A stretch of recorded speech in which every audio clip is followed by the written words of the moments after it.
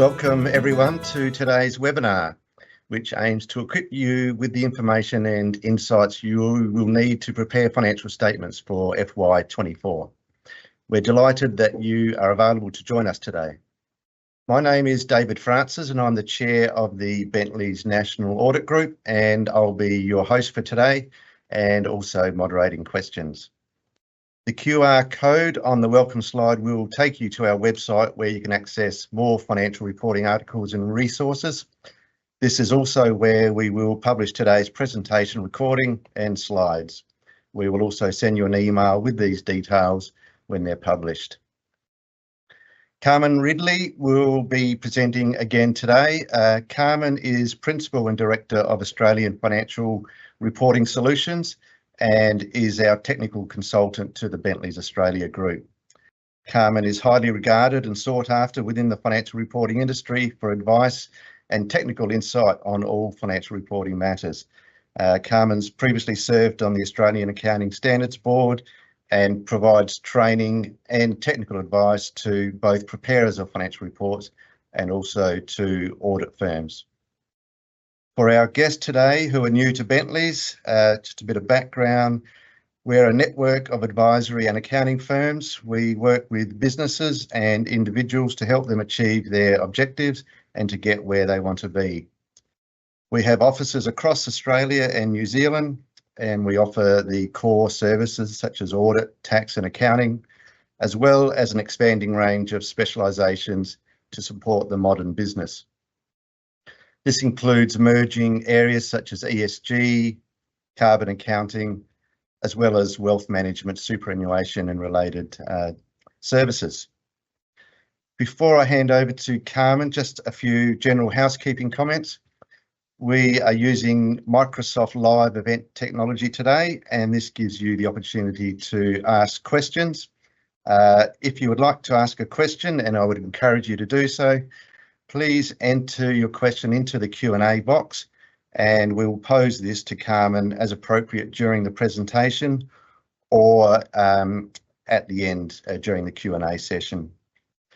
The session will be recorded and we will distribute the recording along with the slides after the presentation. I hope you enjoy today's presentation and please keep those questions flowing, and I'll now hand over to you, Carmen. Fantastic. Thanks, David, and welcome everybody. We are, as David mentioned, going to go through a bit of a financial reporting or a bit of an external reporting update. The good news is that I'm not here to announce any major new accounting standards. I'm not about to tell you there's the equivalent of a new leasing standard or revenue standard, but we do have a fair amount to talk about. As David mentioned, please ask questions as we go. There may be a number of topics that you just want a little bit of clarification on, and I'm happy to answer those as we go through. Just obviously the normal disclaimer, whilst we're very strongly encouraging questions, anything I give you can't be specific advice. I will caveat it by I haven't looked at any of the documentation. So let's get into what we're going to cover off. Range of different topics. We are going to start with the most immediate things to think about, and those changes that do have to come through for 30 June 2024. So whilst there's no major standards, there is a standard that I am particularly passionate about, and I'm going to spend a fair bit of time talking about that. Then I'm going to have a quick look at what the regulators have been up to. So more focus on ASIC because we've had a lot more ASIC activity than the others. But we will cover just a reminder to do with the ACNC. We're then going to cover sustainability, and that's where we're flicking more towards that external reporting than financial reporting. And I want to give you an update of where that is up to in Australia. I will tell you that what I'm going to say today is where we are today on the 18th of June. Who knows where we're going to be tomorrow or next week. This is a rapidly moving subject, but I want to give you an update on what's coming and what we expect to see. Then I thought it might be useful if I just give you some areas of things that are coming across my desk. So where I'm having a lot of queries on a certain topic or some things that I think you'll really have to think about for 30 June. It's not new, it's just based on the current climate you'll need to think about. I'm going to finish off the session by what's coming. Again, there's nothing major coming, but there are a few things that you just need to have on your radar. So what do we need to think about for 30 June 2024? There are a few new standards. The one I'm going to spend my time talking about is this one here on the slide. So this particular standard amends AASB 101 and it amends 108. So AASB 101 is our presentation standard and 108 deals with our accounting policies and errors. It doesn't change any numbers in the financial statement, and that's a really important thing to remember, that what I'm talking about now is to do with disclosures. So this standard does two things. The first thing is it introduces a definition of accounting estimates. You probably didn't know we didn't have one, and it's not going to change the world. It's just that the International Board realised we had a definition for changing accounting estimates, just not what an accounting estimate was. That's not the interesting bit. The interesting bit is the second bullet point, where we're changing from significant accounting policies to material accounting policy information. Now, is that just a wording change? It is certainly not intended to be. So if we think about our financial statements, we have our primary statements that everybody reads, and then they flick through the accounting policies because they're really boring and it's 10 pages of boilerplate and nobody ever looks at them. Then we look at the notes to the accounts. What this standard is trying to do is to say, if nobody looks at them, nobody reads them, if nobody thinks they're meaningful, why are we putting all of this information in there? Let's actually try and make them useful. So we're applying the same definition of materiality as we are to the rest of the financial statements. So if we think about what it means for some information to be material, it's effectively, would it influence the decisions of the users? If you think about your accounting policies, if you've already stated that you comply with accounting standards, why are we then repeating all of these extracts from the accounting standards? Because it's not adding anything to the user. So we're really going to drill into what makes our accounting policy information material. And as I'm going through these next sections, I really want you to think about your accounting policies, the red pen, the green pen, whatever colour pen you want to use, and how we can start scribbling some of those out.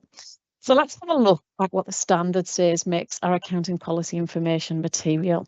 There's two limbs to the definition. So the first is that the number that's been generated has to relate to a material transaction, event or condition. If it doesn't, then the accounting policy information can't be material because the whole thing's not material and nobody cares. So if it's not material, get rid of it in the first place. Let's assume now that what we're talking about relates to a material event, transaction or condition. We then look at those 5 bullet points that are on the slide. Now, I've put them all together on this slide as a complete reference for you. I'm not going to talk through this slide because I want to drill into each of these bullet points in a lot more detail. So let's start by looking at bullet point number 1. Has the entity changed the accounting policy? We used to do X, now we do Y. Now, that's really important for the user to know because under our standards, if we change an accounting policy, generally, we change comparatives. So they wouldn't be able to pick it up from looking at last year's figures. So consequently, any change in accounting policy that related to a material event, transaction or condition, we are required to give that information, disclose the accounting policy. So you can see here in my example, an entity previously valued its inventory at first in, first out. They voluntarily chose to move to weighted average. So that means that it had in this instance, it had a material impact. They would disclose that accounting policy information so the users understand that there has been a difference. Criteria number 1, therefore, change in accounting policy, and I'm going to keep repeating them because then you might remember them. Criteria number 2, our accounting standards have a fair number of choices within them. So every time there's a choice that either we're making or has been made for us, I know we've got some public sector audience and you often don't have a choice, that choice has been made for you by the relevant department. There's still a choice within the standard. So every choice in the standard, where it relates to a material transaction, event or condition, we're required to give that information. So you can see on the slide, for infrastructure, property, plant and equipment, am I holding it at cost or am I holding it at fair value? The only way the user is going to know is if we tell them. The leasing standard, there's lots of choices in that standard. Are we applying leases to intangible assets? Are we using a short-term lease exception? Are we using the leases of low value exception? Are we holding our right of use asset at cost? All of that information is a choice in the standard. So where we've got material leases, we need to explain those choices so the users can really understand what we are doing. So every time there's a choice, we need to make sure we've got that accounting policy information related to that choice. So criteria number 1 was a change in accounting policy. Criteria number 2 was a choice within the standard. Let's look at criteria number 3. This is where under the standards, sorry, can you go back one, Joe?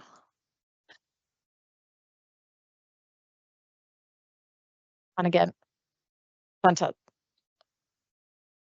Perfect, thank you.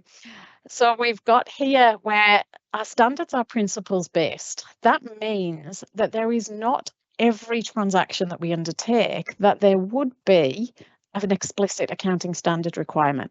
So if we end up in that situation, that means that we look to AASB 108, and that says you effectively develop your own accounting policy. You use a hierarchy, but you effectively make up an accounting policy.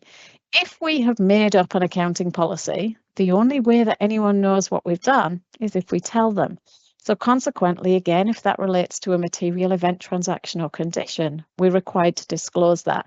The most common one by far that I see is business combinations under common control. They're scoped out of the business combination standard, but they're not scoped into anything else. So that's my group restructuring type things. We're required, therefore, to explain what we've done. Don't see a huge number of these, but if you are in a position that you have had to explicitly develop your own accounting policy, we need to make sure we're disclosing that. So criteria number 1 was a change in accounting policy. Criteria number 2 was a choice. Criteria number 3, we've developed our own policy. When we look now at criteria number 4, we are required under the accounting standards to disclose significant estimates and judgments. Traditionally, really bad disclosures because they're boilerplate.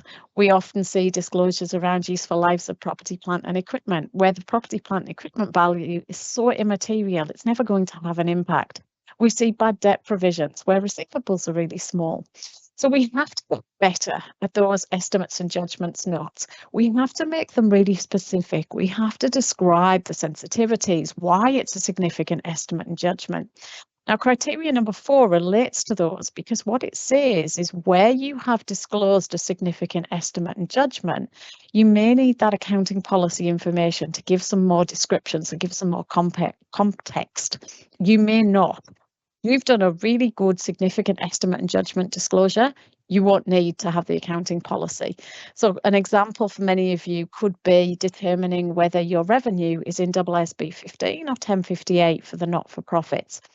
If you've given some really detailed information about that, about the type of grants that you've got and why it's judgmental and what you look for, you don't need to have any accounting policy information in there relating to the fact that there's 5 steps in AASB 15, etc., because that's not your judgment area.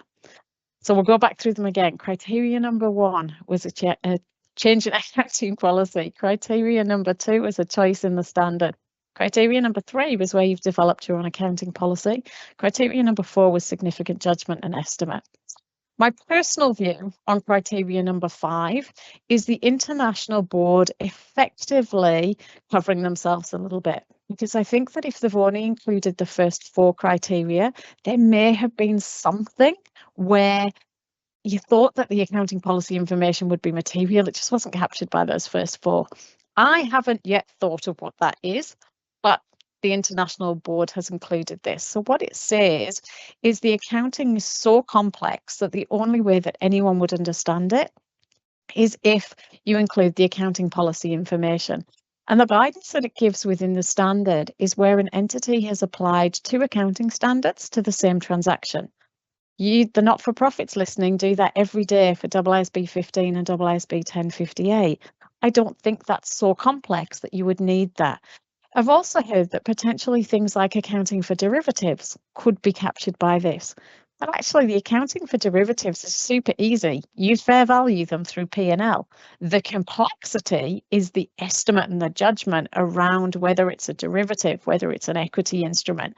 So it's about that classification rather than how you account for it. So I haven't yet come up with anything for criteria number 5, but it does exist.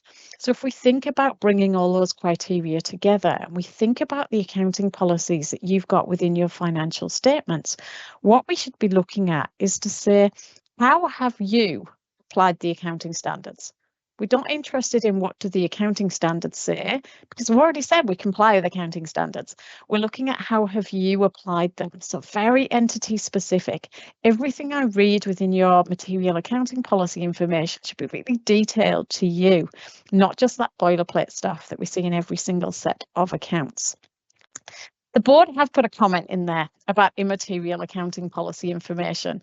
Now, in my dream world, everybody would be going through and wiping out lots of accounting policies, but the board and I acknowledge that that's not necessarily going to happen. So what they've said is if an entity is continuing to disclose immaterial accounting policy information, it should not obscure material accounting policy information.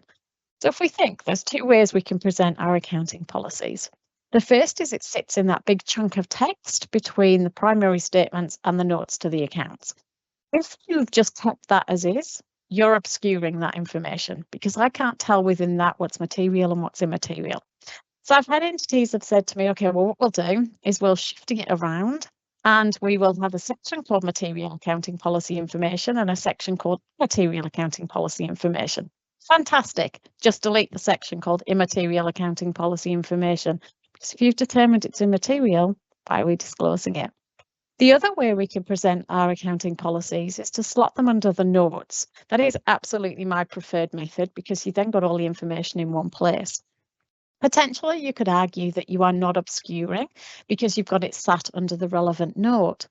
But also on the other side, why are we spending 3/4 of a page talking about something when potentially we can just get it down to a few lines? Makes your financials much, much easier to read. So if we think about some accounting policies, and I have talked about some of these as we've been going through, GST, if we think about that accounting policy, boilerplate, identical, no choices, no judgment, we don't need a GST accounting policy because all it says is we've complied with the standard and the associated interpretation. So that's a super easy one to come out. If you're thinking, I'm not sure about deleting all of this stuff, I'm not sure what the auditors will think, I'm not sure what anybody else will think, start off with baby steps, get rid of the GST note. If we think about things like property, plant and equipment, what would we have in there? So we'd have the choice. Are we holding property, plant and equipment at cost or at fair value? We'd have the estimates. What's our useful life? What's our depreciation method that we're using? Other than that, pretty much everything else can go because everything else is just a copy from the accounting standards. Leases, I've talked about the choices that are available. Right of use at cost or at fair value. Everybody should be doing it at cost. If you've got it at fair value, you should be thinking again, are we applying leases to intangible assets? Are we using the short-term lease exception? Are we using the leases of low value exception? Again, really specific information. You don't need to describe to me how you've calculated lease liabilities because the standard tells me how to do it. So I don't need to repeat that. So great opportunity to actually go through and get some of that clutter out of the financial statements. People often tell me that I'm really passionate about accounting standards. I'm not particularly. I'm passionate about this standard because it gets the rubbish out of the financial statements. If we look at some extra guidance that is available to help you, there is a document called Practice Statement 2, Making Materiality Judgments. It's a standard document from the Standards Board, so it's available on the AASB website. And that document is actually written for preparers to try and help them determine whether something is material or whether it's not. It's recently been updated for these material accounting policies. This decision tree on here, other than it being made in beautiful colours, it's identical to the one that is in the document. So it's a great resource to have a look at when you're trying to work out your decisions. Is something material or is it not? Both within the financial statements as a whole and also your accounting policies. So that's your homework. Effectively, that's the standard where it requires you some work and some effort. The other standards that are in place probably won't impact most of you. We'll talk about them for completeness. So the first one is related to the tax standard, ASB 112. There's an exemption within that standard that says in certain instances on initial recognition, you don't have to record deferred tax balances. What the International Board realised is when they issued the leasing standard, potentially leases could fall within that exception, and that wasn't their intention. So they've narrowed that exception to effectively say your leases, you need to calculate deferred tax, you make good provisions, you do. So where you're resulting in an equal and opposite asset and liability in those two spaces, it's not an excuse not to recognise deferred tax. So the only time this is going to make a difference for you is if you have not been recognising deferred tax on any of your lease transactions or your make good transactions. You'll just need to go back and change that. The second standard is also a tax change.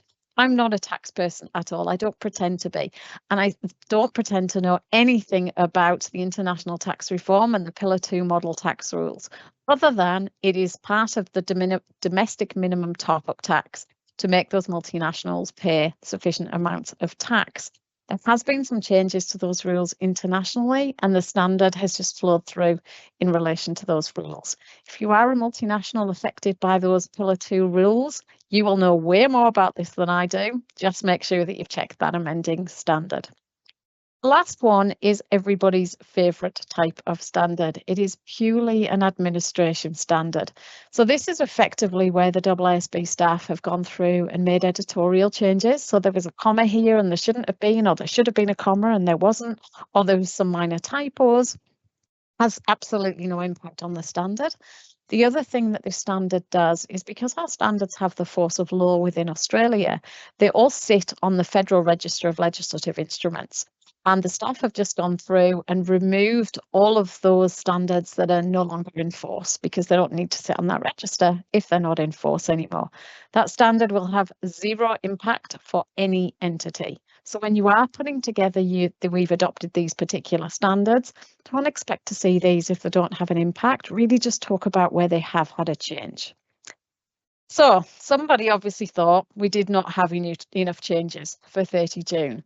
So consequently, we have very recently seen a change to the Corporations Act. Now, my personal view is anything you want in a set of financial statements should sit within an accounting standard, because I think the more places we have to hunt around and try and find things, it just adds complexity in it. We run the risk of missing things. Nobody listened to me, obviously, and we have a change to the Corps Act, which requires a new statement to be put into the financial statements. Now, whenever we get a new standard, I generally can give you a 2-year lead time. When any changes come through to legislation, you don't get that 2-year lead time. We've had a couple of months notice for this one. It becomes effective for 30 June. The legislation only went through earlier this year. This legislation is applicable to all public companies. Now, that is whether you are listed or unlisted. If you are a not-for-profit registered with the ACNC, you are exempt from this disclosure. If you are a not-for-profit who is not registered with the ACNC, you are not exempt, because you are reporting under the Corps Act, Chapter 2M. So any public company reporting under Chapter 2M is captured by this disclosure. This disclosure, as you can see from the name of the law that put it into place, is again in that tax space, making multinationals pay their fair share of tax. And what it's really trying to do is to grab the information about all entities that are controlled by the parent entity and are consolidated into those financial statements. Now, what we're going to do is we're going to, just to add some complexity, I'm going to jump ahead a slide and then come back a slide. So in relation to what information needs to be disclosed, this sets out, and I've just combined the current disclosures on subsidiaries with the new disclosures that are required under the Act. So anything that's got an asterisk next to it is the disclosures that are required by the Act. Practically, I think what we'll see happening, and we're still waiting for some guidance on this because it's still very, very new, I think this will sit as a separate statement after the notes before the auditor's opinion. So it will just have those asterisk columns, but I just wanted to combine and show you what the differences are. So anything that's got an asterisk next to it is new under this legislation. We may have previously been prepared it, and where I've got ASB 12, that means we previously did it. Now, I've already mentioned I'm not a tax person, and when I looked at this, my first opinion was it's fairly easy. I don't know what all the issue is going to be about, because surely everybody knows this information. However, having done some research, having talked to a lot of people, I've been told many a time that this is not necessarily a really easy disclosure. And it's because of those two columns at the end in relation to tax residency. So we have to think about all the subsidiaries that we've got, and we have to think about what their tax residency is. So the first column is it Australian or is it foreign? If it's Australian, that's easy. If it's foreign, what is every jurisdiction that particular company or entity has tax residency in? Now, that can be challenging because if you've got an entity that's incorporated in Australia but predominantly operates overseas and in a number of different jurisdictions, what is the tax residency? I understand it can involve a fair bit of judgment. So I think that you are going to have to be speaking to your tax agents if you are potentially operating any overseas subsidiaries which are consolidated into these financial statements. So that's the content of it. If we now go back and have a look at some of the other complexities around this, you can see that fourth bullet point down talks about a true and correct statement. That is not a typo. Whoever drafted this legislation wrote true and correct, not true and fair. And that's what we're used to seeing in financial reporting space. So true and fair indicates materiality. True and correct doesn't. Something is correct or it's not correct. So consequently, that means that when we are looking at this, we are looking for completeness. We can't ignore the dormant entities. We can't ignore the immaterial entities. This is every single entity that is being consolidated into these accounts and that we control. So true and correct, we are waiting for some guidance on this around what it actually means, particularly from an auditing context. So if we think about your audit opinion says true and fair. Auditors are not overly excited about any sign-off that will use the word correct because that's not what an audit is. So we're waiting for the Auditing Standards Board to give some guidance around what this audit opinion will look like, and your auditors will be talking to you about that. But for the preparers who are listening, what you need to be thinking about is how are you going to collect all of this information that you need, and how are you particularly going to get that tax residency. You can see that directors have to declare, and directors do have to declare true and correct. That's written in the legislation. There's no choice about that. For listeds who are listening, it's also covered as part of that CEO or CFO declaration that they do every year. So, as I said, watch this space. We are waiting for some more guidance. Definitely, we know some's coming from the Auditing Board. We may get some from ASIC. ASIC are obviously the government agency who is going to enforce these requirements. So this is brand new, not a lot of notice to prepare for it. We need to start thinking about this if it is relevant to you. Before we move on to our regulatory activity, David, I'm going to jump back to you to see if there's any questions or any comments on this. Gives me a chance to have a sip of tea. Thanks, Carmen. We don't have any questions in the Q&A box yet, but as always, I learn something new when you present these things. So, and obviously the accounting policy one is one that's, I think, quite relevant. It does give us all a chance to revisit those boilerplate templates, which we all sort of don't like.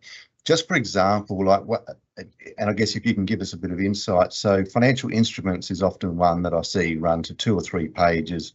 And in my view, they're generally just regurgitating the standards. So if you were a fairly simple organisation and you really just had debtors and creditors and cash at bank, is that just a few sentences or paragraphs, or what's your view as to whether you need much disclosure around that? So if literally all you have is cash, receivables and payables, I wouldn't have anything in there in my accounting policy information. I would describe about how I'd done the expected credit loss, but that's not the accounting policy. That's around the significant judgments and estimates, and giving me some methodology about how you came up with that, because your accounting policy is you apply the ECL method. So I would take out all of the accounting policies and I would just have the descriptions about those estimates and judgments. If you had to add a little bit of complexity, if you had, say, shares in listed entities or shares in any entity, and you were trying to decide, did you hold them for trading or did you hold them not? So where does the fair value movement go? That's a choice within the standard. So if you've got a significant portfolio, I would expect to see we've either chosen to put it as fair value through OCI, or they're being held at fair value through P&L. Otherwise, not a lot needs to go in there. Fantastic. Okay, thanks. Yes, if anyone does have any questions along the way, just put them in the Q&A box and I'll pose them to Carmen during the presentation. Thanks. Fantastic. Thank you. So let's have a look at our regulators. What have they actually been up to? And as I said, we're going to focus on ASIC first of all. Now, for those of you who are listening who think we're not governed by ASIC, we'll wander around and then we'll come back when she's finished talking about this. It's still really important to listen to some of the information that they put out, because what effectively we've got is our corporate regulator who is saying this is where we find the most mistakes in financial statements. And even if you're not governed by them, you probably have very similar mistakes to the ones that they're finding. So the first ones I'm going to cover off is what we're calling financial reporting failures. Now, this is where ASIC are looking at entities who have not lodged, who've not held AGMs, have not had the appropriate number of resident directors. Now, I am sure that that is not anybody on this call. Everybody is doing the right thing if you're on this call. My key message from this is we are seeing much more of these entities being talked about in the media releases. And in many cases, the amounts that the companies are being fined are not insubstantial. So you can see in that first bullet point, we've got $700,000 worth of fines that are being put through. The second one, and the funny little numbers next to each bullet point, are the media releases, the ASIC media releases, if you do want some more information. Interestingly, the second one did actually go to court. Now, I assume that for ASIC to send it to court, that meant that they expected the fine was going to be fairly substantial. It wasn't. The director pleaded ill health and the fine was only $2,500, plus they were required to complete all of the outstanding financial statements. So I'm not sure if we'll see many go to court in the future. It probably depends, but the fines in many cases are really quite substantial, and you're hit by a media release, which is never great publicity. The third bullet point relates in that financial reporting section, relates to grandfathered companies. So we've spoken in previous sessions about how certain companies used to be subject to what's called the grandfathering in the Corporations Act. Effectively, that allowed companies who'd been around for forever, who met certain criteria, they still had to prepare and audit their financial statements, but they didn't have to lodge them. So their financial information was never on the public record. Last year before, in 2022, that was removed. So nobody was really expecting it. It just happened to come in and quickly get removed from the Corporations Act. And it meant that that grandfathering didn't exist. So any company that was formally grandfathered had to lodge their financial statements with ASIC. Remember what I said, that you should have been preparing and auditing as if you were lodging. So we had one particular company who lodged their financial statements for 30 June 23, tick. However, they didn't include any comparatives. So consequently, the indication is either you didn't do what you were meant to do in previous years, or for some reason you just thought you had to lodge the current year. So they were required to relodge. If anybody on the call is a former grandfathered company, please make sure that you lodged full general purpose financial statements with ASIC for 30 June 2023, because as we'll see in some future slides, ASIC have pretty much told us that they are going to look at all these grandfathered companies. There's not that many of them left. It's not an onerous requirement for ASIC. You are much better off finding it yourself and letting them know and putting through the amended accounts. So just be aware if we do have any grandfathered companies listening in. My second column is to do with the restatements. The first one, I think I'm right in saying it is the biggest restatement that we've seen from any of these ASIC changes. So it is a company that was required to make a $1.67 billion adjustment in their financial statements. Zero impact on net profit, but fairly substantial impact on revenue and expenses. And as we know, revenue is a key metric for a lot of entities. When we move and we look at the common queries a little bit later on, we will see that I have revenue in there. I get a significant number of queries on revenue. And in many cases, those questions that I'm asked have shown that the current revenue recognition methodology is not necessarily correct. One of those areas that I see quite a lot is in relation to principal versus agent, and it's exactly what this query was, or this restatement was. It's to do with a provider of effectively software solutions, and one of the things that they provided was things like Microsoft products. So I came out to you, if I was the company, I came out to you and I installed all these Microsoft things and set up a solution for you. And they'd been accounting for all of that as a principal. Whereas ASIC went in and said, but you're not, you're just arranging for the Microsoft products to be on there. It's Microsoft who's responsible for providing all of those software packages. It's Microsoft who they're actually using. Therefore, you should be an agent. So that's what the adjustment was to recognise only their commission from this work rather than the gross revenue and the gross expenses. If you have any third party involved in providing goods or services, you're providing it on their behalf, or you've got somebody else who's providing it for you, please, please, please make sure that you have checked whether you are appropriately accounting as a principal or an agent, because the numbers from a gross sense can be quite huge, as we can see for this one. The next one, two interesting things about this one. The first interesting thing is it's a PTY limited. And normally when we look at these restatements, they're all limited companies. Often they're listed. This is telling us that ASIC are looking at the large PTYs, not just listed or unlisted public companies. This particular entity had a 100% owned subsidiary and did not consolidate it. Now, we don't have any more information in the ASIC media release other than it was an overseas company. My suspicion is that this entity used to lodge their financial statements and used to lodge special purpose financial statements and chose not to comply with the consolidated standard. They then possibly missed the memo that all companies who are lodging with ASIC are required to lodge general purpose accounts, which means full consolidation. We don't have a choice about which standards we comply with. I suspect that's possibly what happened. Haven't gone back and looked at their previous financial statements, but I suspect that that's what happened.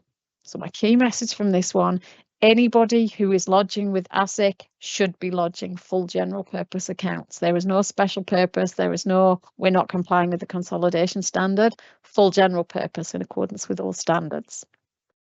From a greenwashing perspective, and I spent some time last year talking about some of the greenwashing cases that were happening. We've had a few things where they've issued more infringement notices. Those numbers aren't massive, but more interestingly, there's a few cases that they've now pushed to court. You can see on the slide that ASIC have won against Vanguard, and Vanguard, obviously a major company within Australia, a major investment company. There's a penalty hearing happening in August. They've also just had a recent win against Active Super. For my local government people who are listening, they were formerly known as LGSS, and they have also been found guilty for greenwashing. There's expected to be a penalty hearing for them at a later date as well.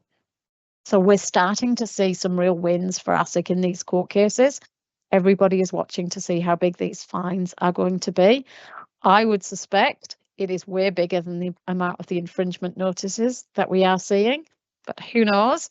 Certainly there will be all eyes on that penalty hearing in August.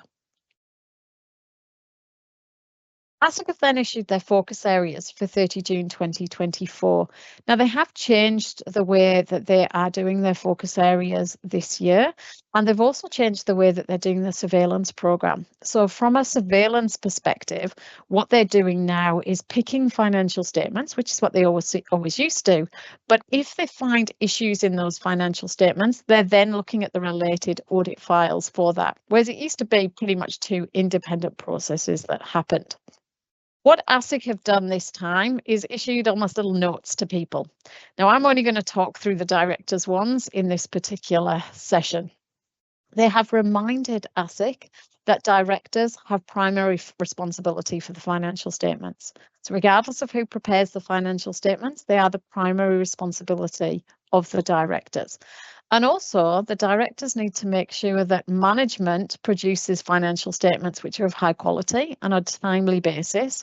If there's any judgmental areas, significant estimates, areas of complexity, there should be position papers in place that set out what have you done, why have you done it, and how does that comply with the accounting standards. So really important reminder, and the first time that we've seen ASIC come out with something as explicit for this in relation to what the preparers should be doing. The other thing that they put through, and I suspect because this is what they've been seeing in the marketplace, is that last bullet point. that audit fees need to be reasonable and have regard to increased costs for auditors.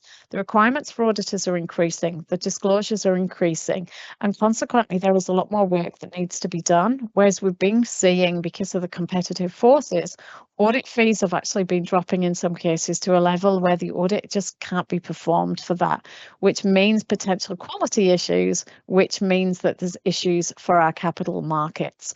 So for the auditors who are listening, ASIC have actually done a huge help there in relation to trying to make sure that the work that you're doing is appropriately compensated. So what are their focus areas? I said that they changed the way that they are doing them this year, and what they've done is they've issued what they're calling enduring focus areas, which I suspect means these won't change year on year until something happens to make them change. So consequently, we will see exactly the same guidance each year. And then they've issued special focus areas for a particular reporting date. So let's have a look at these enduring ones. It shouldn't be a surprise to people who are listening, because pretty much we've seen these exactly the same ones for the last at least 5 years. The first one is our asset values. Now, for asset values, think impairment. So that's what ASIC is saying to us, that often they believe that assets are being overstated and where there should be some impairments, some write-downs of them. So I'm not going to read all of the words in the box. I just want to highlight some things. The first thing is in relation to our non-financial assets. Now, remember, there are certain assets that we have to do recoverable amount tests every year. That's our goodwill, our indefinite life intangibles, and intangibles not yet available for use. Could be software that you're working on. So for them, we have to do recoverable amount. Everything else, we need to consider whether there's an impairment indicator. My personal view is I don't believe any entity can argue there are no impairment indicators this year. Given the current economic climate, given the geopolitical climate that we are in, I just find it really hard for anybody to argue that there are no indicators that we have.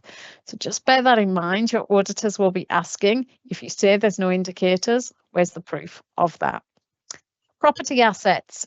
Then we are seeing nationwide how people are struggling to get people back to work. Consequently, lots of vacant properties in the CBD, which means the value of those assets are dropping. If you are an owner of a building within a major capital centre or an other CBD area, consider the value of that and whether it needs to be dropped. And if you are leasing a building in an area of CBD, make sure that you have considered whether that right of use asset needs to be impaired as well. Expected credit losses, our fancy word for bad debt provisions.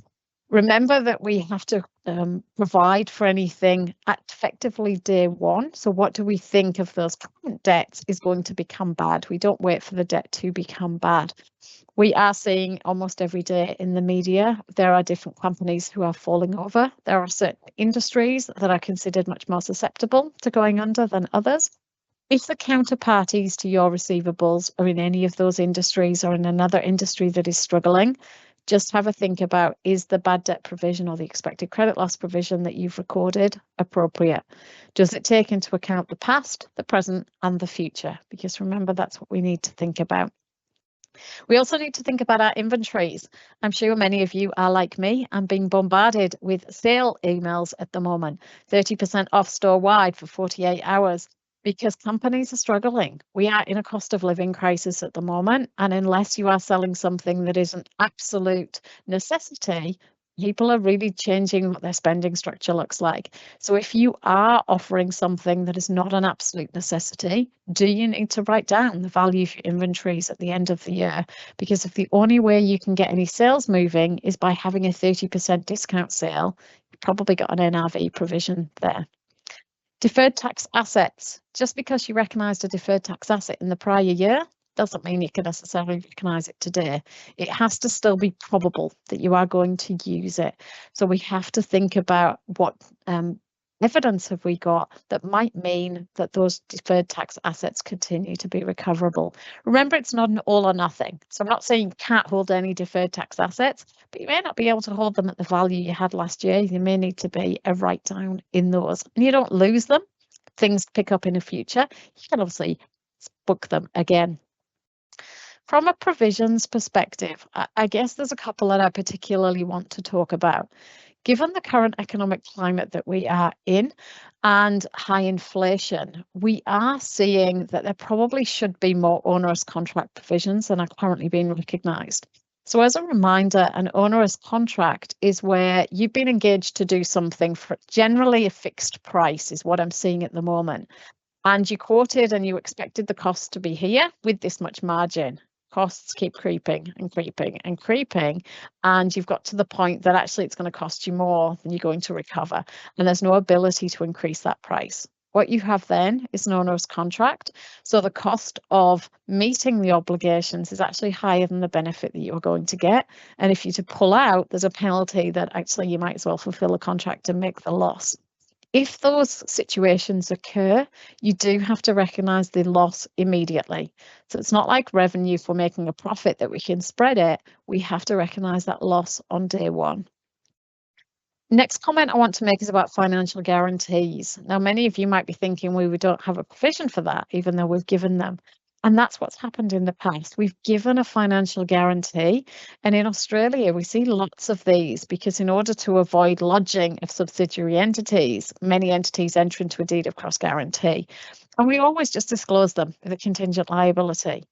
However, if the company over which you have given a guarantee is struggling and potentially that guarantee might crystallise, you then have a provision. So we need to make sure that we're assessing the guarantees that we've made and are they likely to have to be provided for? Are we likely to have an outflow of resources? The last one is our restructuring. We are at the 18th of June. In order to recognise a restructuring provision, an entity has to either have started any restructuring or communicated to the relevant people.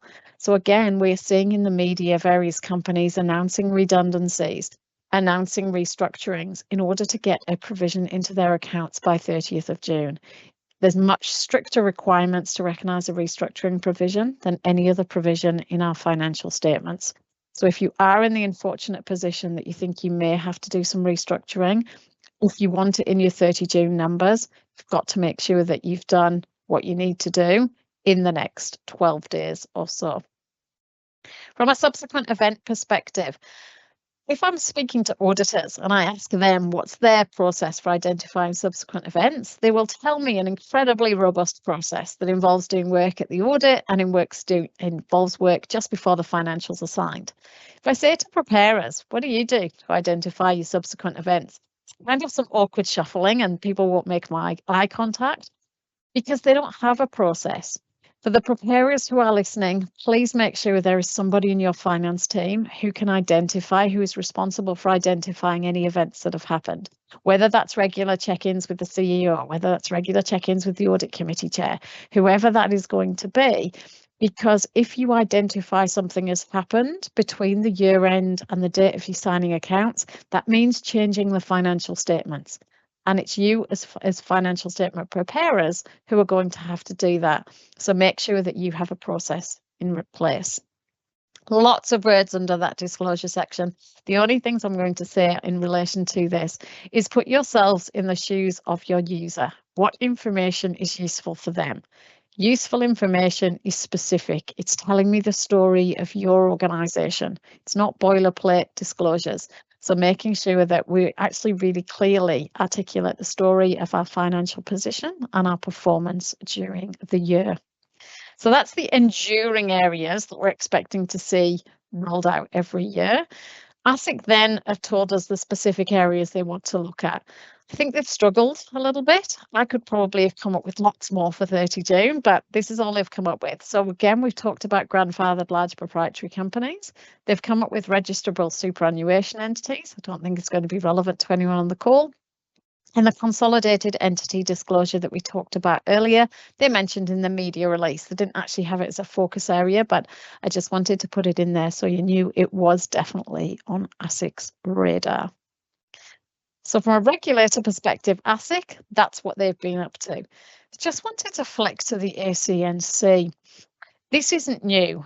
However, the financial statements that I've been reviewing of not-for-profit entities since June 2023, I am seeing that these disclosures aren't included. I am normally a huge advocate of don't tell me what you don't do. So, i.e., if you haven't done something, don't tell me you haven't done it. This is an exception to my rule, if you like. If you are an ACNC registered entity, please tell me whether you have related party transactions or not. And if you don't, make a comment that you don't have any, because this is such a profile area for the ACNC. I think you run the risk, if you don't talk about it at all, that they will come back to you and ask you that question. So for the sake of just putting in that one line, my view is, if in doubt, we would disclose any transactions that we're not sure. I get a lot of questions that say, we've got this transaction, we're not sure if we should disclose it. We've looked at the ACNC record for immaterial versus material disclosures, and they've put a list out. Great, love a list. However, just be careful that there are things in there such as a donation from a related party. Is it likely to be an immaterial disclosure? And in most instances, I would probably agree. However, if I'm a related party, if you're not for profit, and I give you a donation, and the implied view of that donation is I expect to see it on the board, that's not an immaterial disclosure. It's a material disclosure because effectively, in substance, what I'm getting back is something that the normal everyday donor wouldn't get. So just be very careful about taking that list as absolute gospel, because I think that there are some scenarios that you need to apply judgment. My other comment on this is, the more an entity argues with me that they don't want to disclose a related party transaction, and that's both in the not-for-profit and the for-profit space, the more I kick my heels in about wanting it being disclosed. Because if you are so adamant you don't want to disclose it, what are you trying to hide? The reason generally that's the case is because they're worried about what users will think if users see it. If users are going to be impacted, if it's going to influence decisions of users, it needs to be disclosed within the financial statements. So that's our regulators. David, again, I'm going to flick back to you for any questions or comments in relation to that. No questions have come through. I've just got one clarification. Just you mentioned about the restructuring and, you know, recognising maybe redundancy provisions if there's been a decision made to do that. So obviously, if it's done before 30th of June, you raise a provision. If it's sort of just after, I presume that's a disclose subsequent events type scenario if it's material. Yeah, absolutely. It would be non-adjusting. I have had some conversations in previous years with entities who've kind of just missed it and done, started communicating in that early time of July. So, you can potentially look back and go, okay, what's been discussed at directors' meetings, but it hasn't ever come out of a directors' meeting. Nobody knows about it. And the reason that the requirements for restructuring provisions are so much more onerous is because it used to be used as a profit manipulation in the past. If someone was having a bad year, they'd put through a restructuring provision, make a bad year look really bad, and then next year release it and look how much we've improved, look how much better everything is. So that's why there are more rules around those. So generally, if you've decided restructurings after the year end, it would be a non-adjusting disclosure. Yeah. Okay, thank you. It's all right. So let's move on to sustainability. We'll see if we can generate some questions about this area. And when I'm talking about sustainability, I'm talking predominantly in Australia around climate-related risks and opportunities, because the federal government has decided that the focus in Australia is climate first, not climate only, climate first. We will probably see some of these disclosures for other areas of sustainability, but in Australia, as I say, very much climate. So what I wanted to do is talk about the key players in Australia, and I wanted to then cover at a high level some of the requirements that we're seeing. As I mentioned at the start, this is where we are as at the 18th of June. It may change going forward, but it's the best information that we've got at the time. So if we work around this little diagram, and then we'll delve into each of them in a bit more detail. The International Sustainability Standards Board is an international board. It sits as a sister body to the IASB, so the International Accounting Standards Board. Its aim is exactly the same as the International Accounting Standards Board, global set of standards. The difference is they're obviously issuing sustainability standards. So this particular board doesn't have a mandate to mandate their standards in any jurisdiction. However, it's encouraging jurisdictions, and we do know that the government has said that our standards should be based on the ISSB standards. As we'll see a little bit later, they currently have published standards, and that's why we'll spend some time looking on what's in those standards.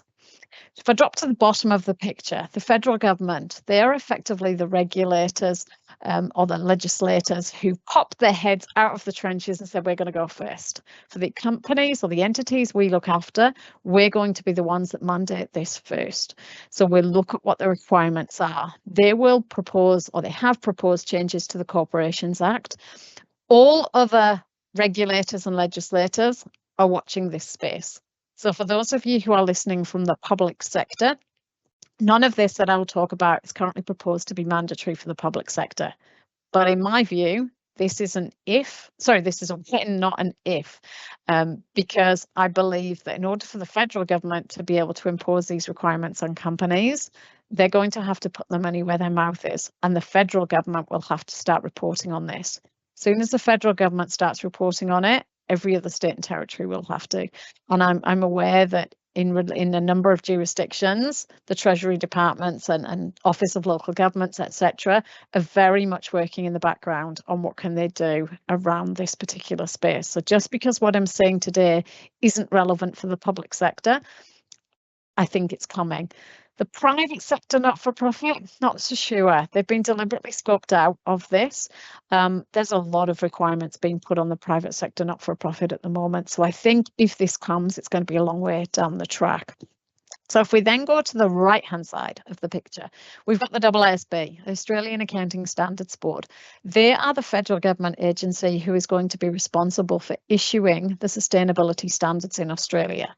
Now, that's good in a way, in that we've got a standard setting board who is very used to setting standards in Australia, customising the international standards. I think it's bad for two reasons. The first reason is when we got the exposure draft, and I'll talk about the exposure draft a little bit later, all of the discussions that happened in relation to that exposure draft happened in private. So consequently, we weren't necessarily aware of why they made certain decisions that they did. The second reason is a bit more of a practical reason.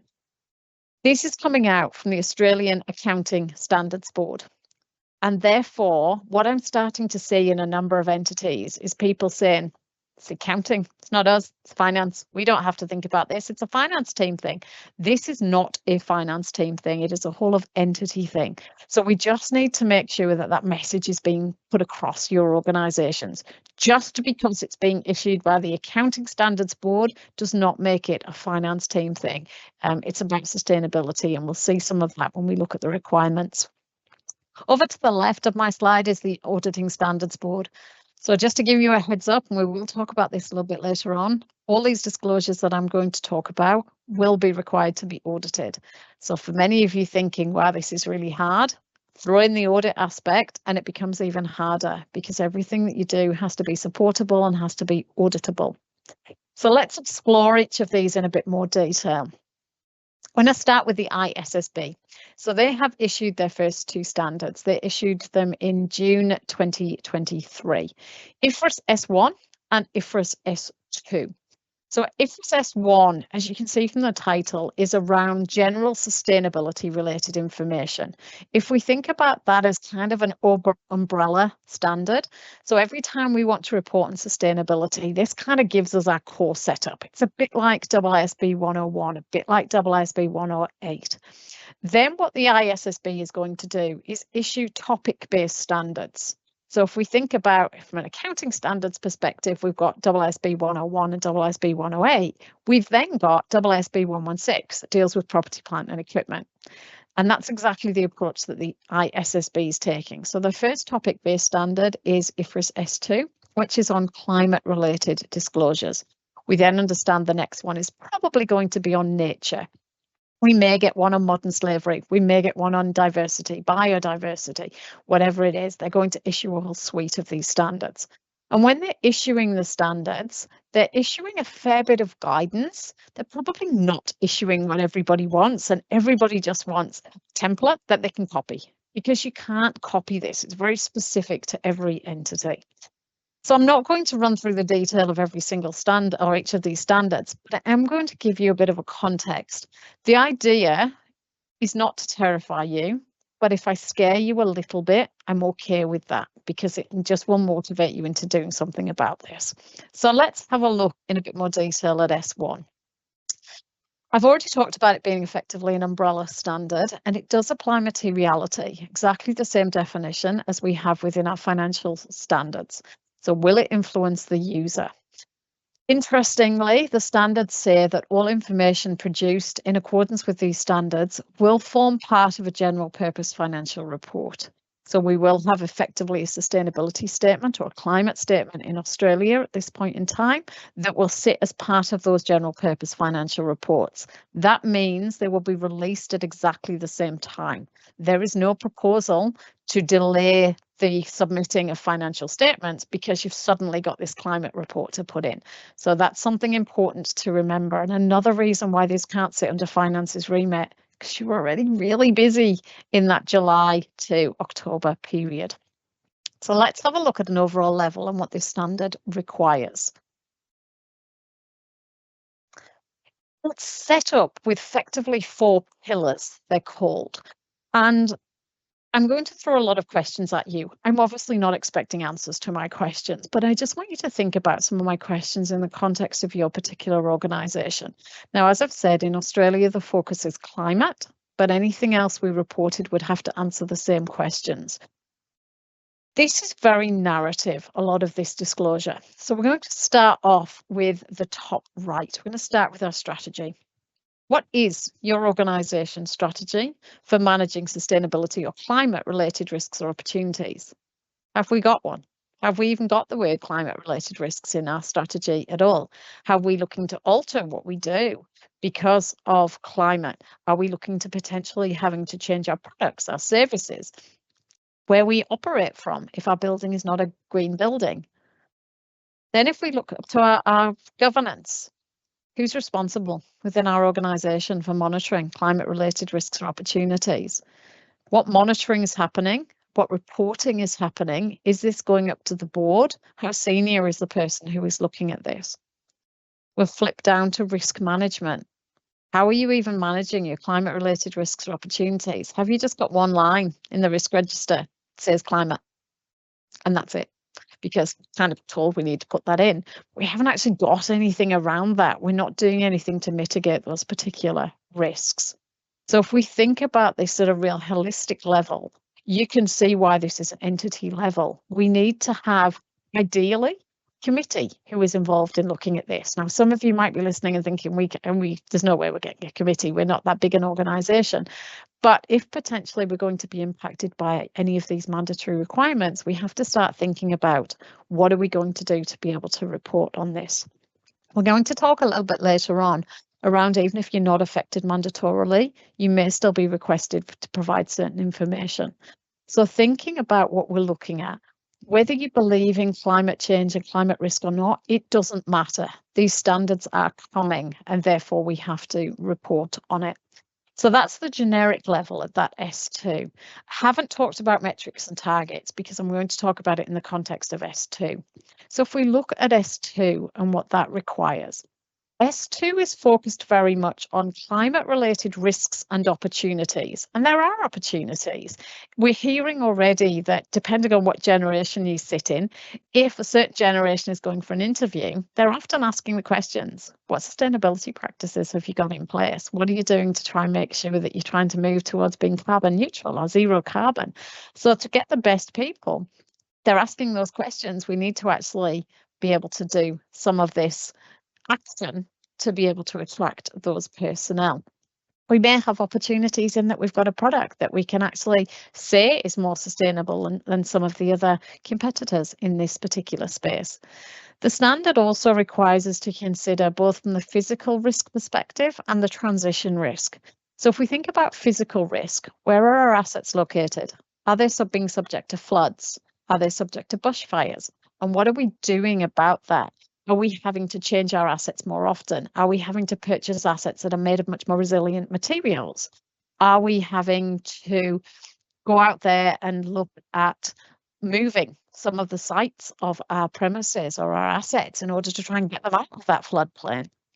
And then from a transition risk perspective, as we are transitioning to a low carbon economy, what does that mean? What does it mean if policies change? What does that mean if we suddenly have to move and we can't buy petrol vehicles anymore? We all have to move to a hybrid or an electric vehicle. Could we cope with that?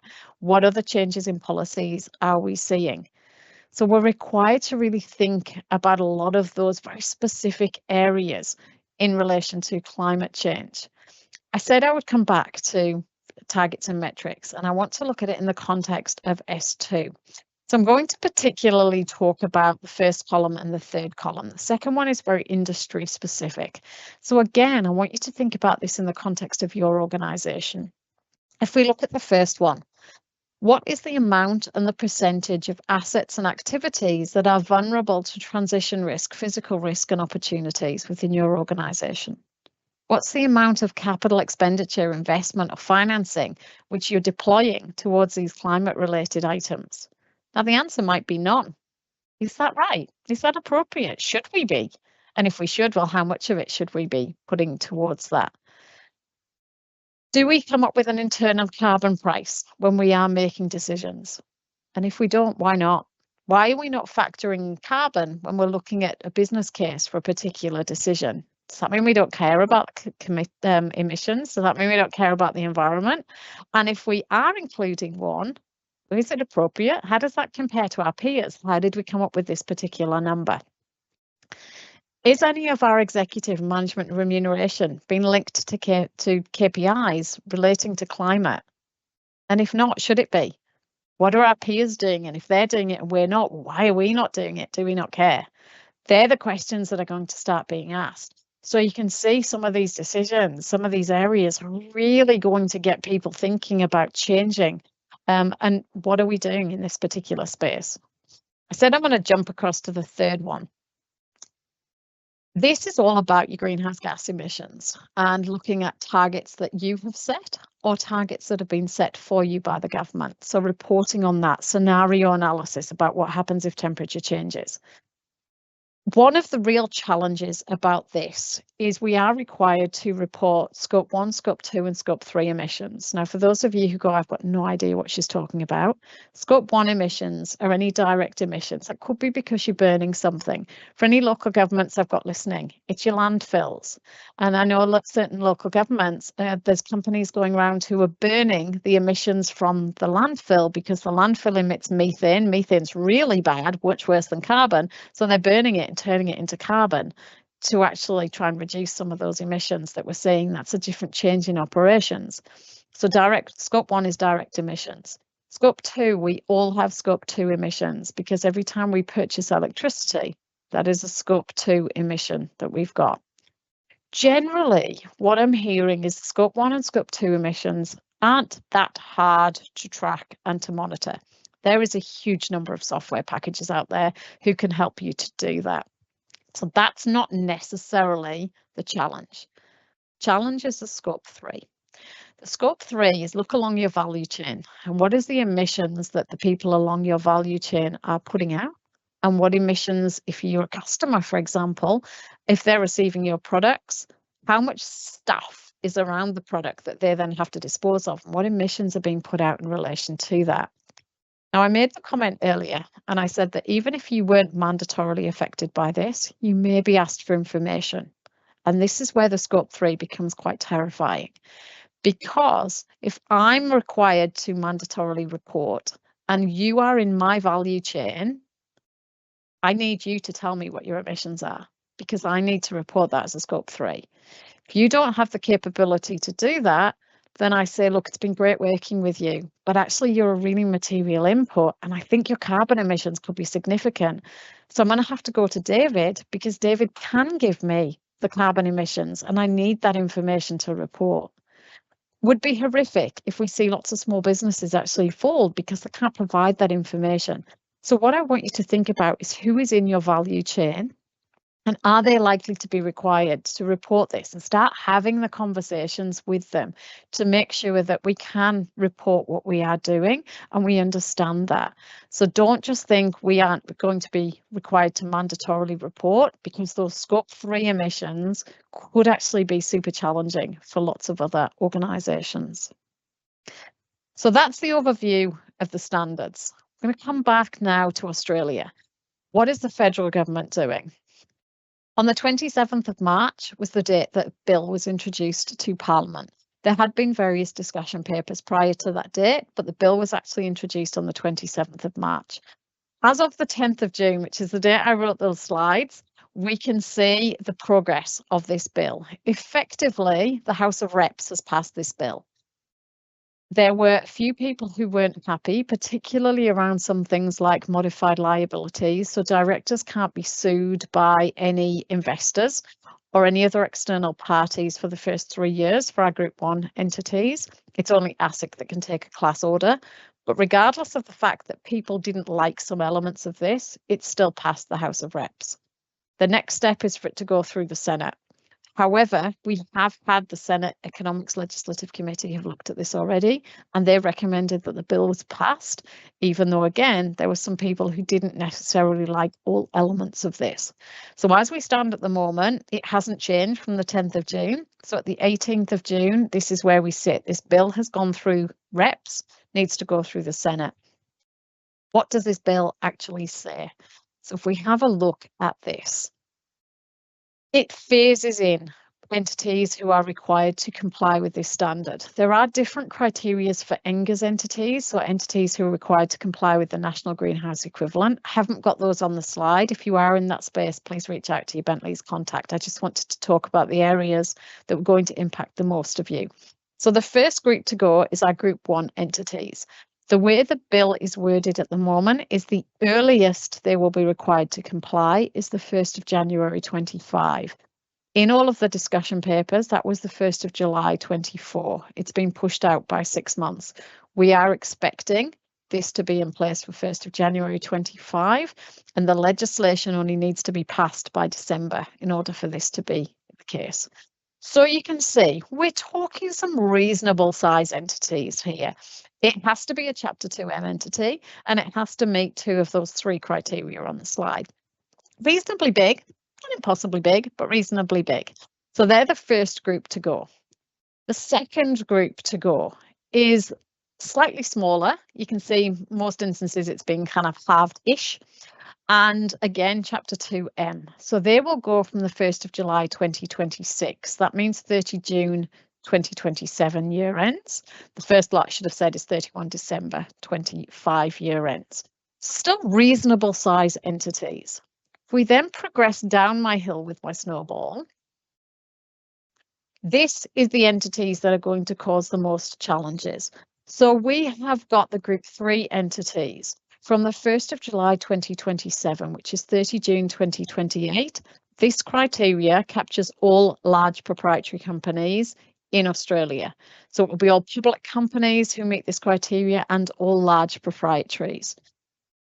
When the discussion papers have been coming out, people have been saying this is actually really onerous for those large proprietaries because these entities aren't that big in a context, particularly when you look at the overseas jurisdictions. So a lot of these entities wouldn't have to report. So what happened when the draft bill was put to Parliament is Treasury acknowledged that probably 95% of entities in this Group 3, who aren't in Group 1 or Group 2, would have material climate related risks or opportunities. So therefore, they introduced an ability to give a disclosure that did not have material climate related risks or opportunities. Sounds great, theoretically, fantastic. We can just say we don't have any material climate related risks or opportunities. However, that statement gets audited. Now, the only way that the auditors are going to be comfortable signing off that you do not have material climate-related risks and opportunities is if there's evidence for that. Within your organisation, have you got the expertise to actually prepare something that says we don't have any, having looked at all of the different complexities with this? Probably not. Probably going to have to engage an expert. Has the auditor got the expertise? Probably not. they're probably going to have to engage an expert. It has been bandied around that the cost for an entity to give this statement that they do not have a material climate-related risk or opportunities is potentially in the region of $20,000 to $40,000 per year. Because just because you make the statement last year doesn't necessarily mean that you can just roll it next year. It depends on what's changed. This is something that was definitely being considered and being looked at, and there was lots of adverse views of this. The bill, however, that has passed the House of Reps still includes this. So people were hoping that maybe the thresholds were going to be lifted, the Group 3s would just be wiped out. They are not. As we stand today on the 18th of June, this is what the bill that has been approved by the House of Reps is. So consequently, when I talked about that Scope 3 and those value chains, any entity that you deal with in one of these groups will be required to report their Scope 3 as we stand today. So Treasury covered the who and the when. The what is in the scope of the AASB. So back in November 2023, they released an exposure draft that included 3 standards. Now, I said that the focus in Australia was climate, and I've said that a lot of times. Those of you paying attention would realise or may realise that when I talked about IFRS S1, I talked about it being sustainability related financial information. When the AASB issued this exposure draft in November, they changed the words around the ASRS 1 to climate related financial information. Hasn't been an overly positive feedback from what I understand on that, because what that means is if an entity is required to report on other sustainability matters or wants to report on other sustainability matters, it would mean there's no standard in Australia, whereas a standard exists internationally. The AASB are having lots of meetings at the moment to consider feedback, and I understand that their latest thought process on this is potentially ASRS 1 will be issued as an optional standard and will cover all sustainability related matters. May well be mandatory for climate, but optional for all of the sustainability. So therefore there is the ability to use that standard. They also received a fair bit of feedback from ASRS 2, because if, as it stood under that exposure draft, you adopted that standard, there was a lot of view that you would not necessarily be in compliance with IFRS S2. Now, that is a terrible outcome for Australian entities. If we're going to impose mandatory climate reporting that's meant to be aligned with an international process, and it's not great. So consequently, the recent meeting of the AASB seems to be that they will unwind a fair number of those Australian requirements to go back to the international requirements that we've just talked about. So I guess as we stand at the moment, we do not have a set of sustainability reporting standards within Australia. I'm not convinced that I would be looking at the ED as a reflection on what the final version of these standards are going to be. I think we're better off looking at the ISSB standards. Now, in respect of when these standards are coming, the AASB in their latest work plan has given an aspirational, their word, not mine, deadline of August 2024. We are currently at the 18th of June. In my personal view, there is no chance this is coming out in August. I suspect that we will see this in September, October. Now, bear in mind that deadline I said for those Group 1 entities. They are required to report on this from the 1st of January to 2025. That means potentially the standards are issued 2 months before these become effective. Consequently, if you are in that Group 1, have a look at the ISSB standards to at least understand the type of things you have to report, and you need to be ready to go to have a project team working on this when the standards are issued. So that's from a preparer reporting perspective. If we then flick now and we look at the auditing perspective, now many of you who are listening aren't auditors, so why do you care? You care because you need to understand the auditing requirements of these particular standards. So the Assurance Board, Auditing Assurance Board, issued a consultation paper, and effectively they have been given the remit to work out what the auditing requirements look like. Internationally, there's going to be an international standard that governs this, so the auditors will have a framework. They're also looking on potentially giving a local pronouncement. Now, in respect of the timing, the Auditing Standards Board has decided that, again, they will implement a phased approach. And what they did in this discussion paper is they gave us an illustration of what that might look like. They were very clear to say it's not a proposal, it is an illustration. So let's have a look at that illustration that they put through. This is it for Group 1 entities. Now, we're going to talk about it for Group 1s, and then I'm going to talk about what that might look like for the rest of the groups. You can see that in the first year that they would have to adopt, the auditor is only giving limited assurance on Scope 1 and Scope 2 emissions. So nothing has come to our attention that said that these numbers aren't right. Every year, it increases until we get to 1st of July 2030, and they are giving reasonable assurance on every disclosure that is captured under this climate-related risks disclosure, including governance, strategy, risk management, all of the narrative stuff, way more than what we do from a financial statement perspective at the moment. So consequently, this is going to be under a huge amount of scrutiny. And reasonable assurance is not a nothing has come to our attention, it's a we believe that this is true and fair. So very different requirements. So that's it from a Group 1 perspective. I assumed naively when I first looked at this that effectively the same phasing would be in for each of the Groups 2 or Group 3. It's not. Effectively, the way that it is structured is to say, well, everybody's had practice already in Group 1s. So consequently, when Group 2 or Group 3 join the regime, they will join that relevant column. So if you are a Group 3 entity and you are joining at 30 June 2028, reasonable assurance on everything except the industry-based metrics. Now, your auditor may have not worked on a Group 1 or a Group 2 entity who's done this. So consequently, a lot of the feedback, hopefully, that's going to that assurance board is to say, hold on, we're kind of discriminating a little bit against those Group 2s and those Group 3s. So we may see some changes. As I said, this was illustrative, not a proposal, but just wanted to show you that the auditing requirements that you are going to be subject to are going to be onerous, and that means that therefore the words that you put in, the metrics that you put in, will actually need to be really robust and supportable.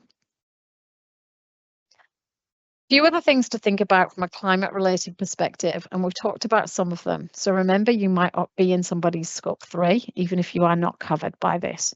We need to make sure that this is on the agenda of your boards and your audit and risk committees. If they have not started talking about it, they need to, even just to understand what's happening. If anyone know your board is a member of the AICD or the Governance Institute, they would be bombarded with emails on this. Because I am being. So lots and lots of information, lots of resources put out by those bodies on this. I suspect in some cases that this will become best practice, even if that you are not mandatorily captured. Because if you've got a competitor who is captured and you aren't, it's quite good information that's been reported. Why aren't you reporting it? Don't you care? And I think it might be almost forced best practice for certain entities in certain industries on this. If you are a subsidiary of an overseas parent, what do they have to do? What are their deadlines? Because we are seeing these being imposed across a range of jurisdictions overseas. So even though in Australia you might not be captured by mandatory reporting, your overseas parent might be. And if you are a material component to the carbon-related risks and opportunities, climate-related risks and opportunities, you may become material for their reporting, even if financial statement-wise you are not material. Think about how you're going to increase your knowledge. Think about, are you going to partner with an expert, or is there somebody internally that you're going to train up in relation to this? And get that process going. Start thinking about this, because it's not necessarily a quick process to do. So that's all of the what's coming. I wanted to remind you that even though our standards at the moment don't refer to climate risk, don't refer to climate change, we absolutely still need to think about it. Our standards did not refer to COVID, yet we all dealt with changes in assumptions, judgments, estimates because of the COVID situation. So think about some of these areas where you may be impacted for climate. We've talked about infrastructure, property, plant and equipment, useful lives of your assets, the residual values potentially, how often we need to replace things. That potentially is an impact. Intangible assets, are we doing more research and development to try and find more sustainable products, to supply more sustainable services? If we are going to spend a lot more money in doing certain things, or we're expecting that our sales revenue will drop off, what does that mean for things like our deferred tax assets if we expect to make losses? I'm a huge fan of the UK FRC, and I talk about them a lot. They do some great research in relation to interrogating financial statements. And I put this in, it's actually from December 2021. It's a review they did on fair value. And it's the first and probably still the only time I have seen a reference to values might change because of ESG. So if you are recording any of your infrastructure, property, plant and equipment at fair value, have you actually chatted to your valuer? But are they expecting to see any change in this particular area? And do we need to see some different disclosures? Financial instruments, we are seeing a range of green instruments. The greener that you are, and if you can prove your green credentials, your interest rate will be lower on your bank loan. So we're seeing some real incentives and some real initiatives in this space that you will need to think about as you are preparing your financial statements. That's it on sustainability. As I said, if I've scared you a little bit, it's partly my aim. Hopefully there are not too many people that's terrified. David. Yeah, fascinating stuff, Carmen. It's a real watch this space area. No new questions on that topic, but yeah, lots to think about, obviously. Yeah, and there'll be a few companies probably leading the way with this, I guess, once it is legislated, and it'll be good to see how much disclosure they do provide. And ASIC have said that they will look at the first adopters, and any good practices they see from them, they will communicate them to the rest of the market to try and help those smaller entities to actually have some guidance in this space. Yeah. All right, so let's move on and look at some common queries or some considerations that I think we need to think about. Something that comes across my desk a lot is control, and I just wanted to talk about it in this particular session. When we think about control, and I'm talking about control of an investment, so do we have a subsidiary, do we not? And it links in beautifully for this reporting period for the consolidated entity disclosure. There is no bright line within our standard. There is nothing in our standard about if we own 50% or 50.1%, we must control, and if we have less than that, we don't. That doesn't exist. What does exist is we have three elements that we need for control. So we've got to have power, we've got to have exposure to variable returns, and because of the power that we've got, we have the ability to affect those returns. Every time we have an investment or when we're looking at our group structure, that's what we need to think about. Just because you haven't consolidated something last year, is that correct? Is there a reason? Does the reason make sense why we haven't consolidated it? There is a huge number of guidance in this standard around control. And what I've done there is in that section B3 and B4, it's purely just an extract from the standard, just to show you some of the considerations. Purpose and design is really important. If you set up an entity to benefit you and you have got power over its relevant activities, you probably control it, even if you don't own any of it because of the way that it's been structured. So lots of this guidance is really useful when you are looking at, do you control something or not? And we are seeing a fair number of errors in relation to this.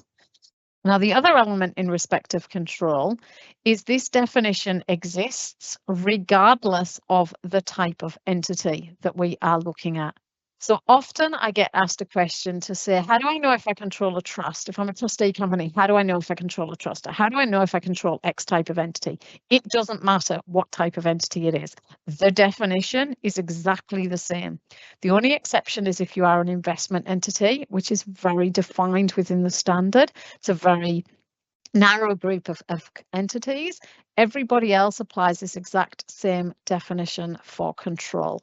So just encourage you, given that we don't have any major standards, just make sure that you are looking at your group structure and understanding how you treat each entity within that group structure. Leases, gift that just keeps on giving. We still call it the new leasing standard. It's really not new anymore, but we still refer to it as that. Few things I just want to cover off on this one. When we adopted the standard a few years ago now, we were all very good at understanding that it didn't matter what the piece of paper was called. Could be called a lease, it could be called something else, could be called a maintenance agreement over some specialised assets. And we were looking very much at our contract registers to look for embedded leases. What I'm seeing now is, unless the piece of paper's got the word lease written on it, kind of ignoring it. We shouldn't be. We should still make sure that we are looking at what agreements have we got in place, and could any of them be a lease?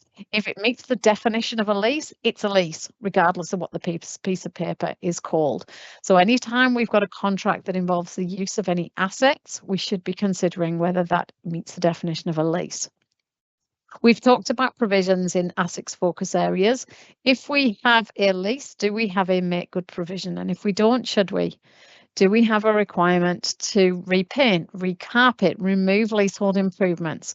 If we do, we probably need a provision in relation to those. My view on lease terms is, in many cases, they probably should be longer than they are. And I'm seeing now a number of lease liabilities that are in that current liability, and there's just a tiny little bit of residual in that non-current. And I think it's probably timing from when the standard came in. So often we see kind of a 4 or 5 year lease, and we're coming to the end of that. But what the standard requires you to do is consider options and consider whether it's reasonably certain we're going to renew those options. If you have got a lease liability that is kind of mostly current with a little bit of non-current, what are you going to do? Because that means your lease is about to expire. Most leases say that the landlord has to have somewhere between 12 to 18 months notice about whether you are going to extend an option. So if your lease is about to expire and you haven't had that conversation with the landlord, quite possibly they could be ending your lease. If we've had that conversation, it means that you need to extend that lease liability. So we shouldn't be running down the lease liabilities before we book a new liability. At any point where we have decided that it is reasonably certain that we're going to extend or not extend, we need to make sure that we are rebooking that lease liability for the expected lease term, not just the first lease term that we had when we adopted the standard. In addition, I'm seeing a fair number of leases with related entities, and people will say to me, we don't have a lease, so we don't have to record it. We do, because it's an implied lease, it's an implied contract, and often if it's a related party lease, that lease term is actually the remaining useful life of the underlying asset. We can't use the fact that we do not have a signed piece of paper to avoid lease accounting. We are seeing a big number of changes to leases. Sorry, could you just go back one, Joe? We are seeing a big number of changes in respect of leases, and that is partly because of the current climate that we're in. And I said we're often struggling to get people back to work. So we're seeing a number of modifications where I was leasing 3 floors of a building and I thought I was going to stay there for 10 years. Actually, you only need 2 floors because 1 floor is pretty much empty all the time. But I didn't have that option in the standard, so I'm having to change it. Or I've reassessed an option that I did exist. The accounting for these modifications and these reassessments is complex. It is not something that you can quickly just do. And people say to me, well, I've got a lease system. That's great, love a system. But all that system does is number crunch. It can only number crunch what you tell it to crunch. It can't jump out of the screen and say to you, don't forget you need to check whether you need to change the discount rate or not. Don't forget you need to confirm whether this is a modification or a reassessment, because the accounting is quite different. So therefore, you really need to understand what you are telling the system to do in order to make sure that those numbers are correct. If you have had any lease changes during the year, please make sure that you start those calculations sooner rather than later. In addition, CPI clauses, market rent resets, we can't ignore them and say they're immaterial because we've got reasonably high inflation, and consequently any changes may well be material. The only way we know if they're material or not is to calculate it. And if we've calculated it, might as well just book it, because when we're looking at materiality, we're looking at right of use assets, lease liability, interest and depreciation. May well be material in one of those 4 areas. The next topic is predominantly to do with the current climate that we are in. I am getting lots of queries about impairment and whether impairment should be recognised or not, and really challenging assumptions and models. I'm also getting a lot of queries, more queries in the last 6 months about cash generating units than I've had, I reckon, in the last 5 years. There is an incentive to have your cash generating units as big as possible. And that incentive is that the big assets will the good assets will offset the not so good assets. So consequently, you're potentially not going to have an impairment. The questions I've been asked is around people wanting to change their CGUs. Slightly cynic in me says that is purely to try and avoid an impairment. The standard acknowledges that recognition of CGUs is judgmental. However, once you have determined them, it is not likely that they are going to change unless something significant changes within the business. So I've had a client who has undertaken a lot of different business acquisitions, and effectively their company is quite a different company than it looked like, or their group is quite a different group than it was 18 months ago. So it's reasonable in that instance we've determined to change their CGUs because they've restructured the way that they set up their management, etc. They've got a really valid reason for changing them. Generally, there is not a valid reason. So just make sure when you are looking at your impairment, your CGUs make sense and you're not looking to alter those. Disclosures around goodwill also need to be stepped up. What's the sensitivity? What's a reasonable possible movement in those different inputs and assumptions? How much headroom have you got in this space? Another consequence of the current environment is obviously going concern. So when we look, we are expecting to see a significant number of going concern disclosures in the financial statements. If you look in our accounting standards, there's pretty much 2 sentences around going concern. Financial statements should be prepared on a going concern basis, and if there is any material uncertainties, they should be disclosed. That's it. Not really a lot of help. Back during COVID time, and the timing is relevant because it was right back in the middle of COVID, the IASB and a number of other standard setters really petitioned the International Board to change the standard to give more guidance around going concern disclosures. Because they said auditors have a whole standard on it. Preparers, pretty much just the 2 lines.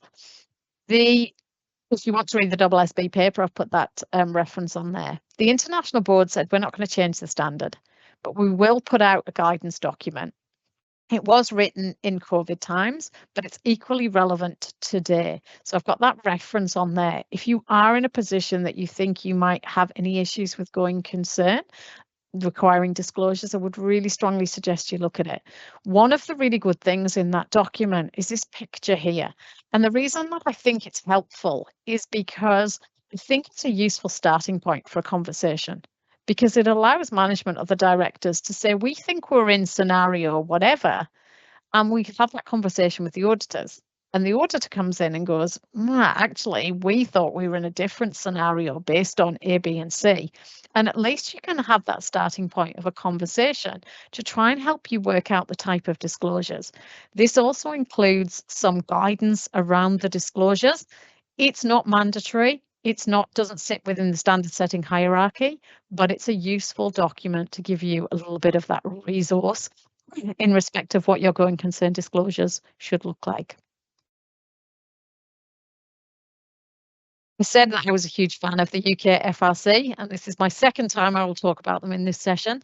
One of the other reports that they did was a thematic review of going concern and viability. Viability is not relevant, it's a UK specific requirement. This was also done in the middle of COVID, so a number of the disclosures are very COVID related.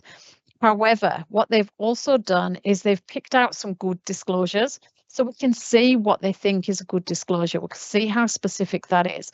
I've just copied some of the insights from that document. It talks about at a general level what makes a good going concern disclosure and what doesn't.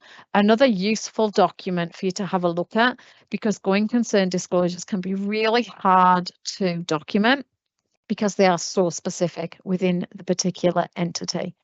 So just wanted to give you a few resources for that going concern element. On costs, again, for some reason, I've had a huge number of questions on costs in the last 6 months. There is no explicit requirement for on costs in our standards, and that's because our standards are written from an international perspective, and we don't necessarily have on costs in all jurisdictions. So I've been asked lots of questions about, do we include on costs? And my answer is yes, on employee provisions. So then I was asked, well, where in the standard does it say that? It doesn't, because it doesn't refer to on costs, but it talks about recognising the costs associated with employee service.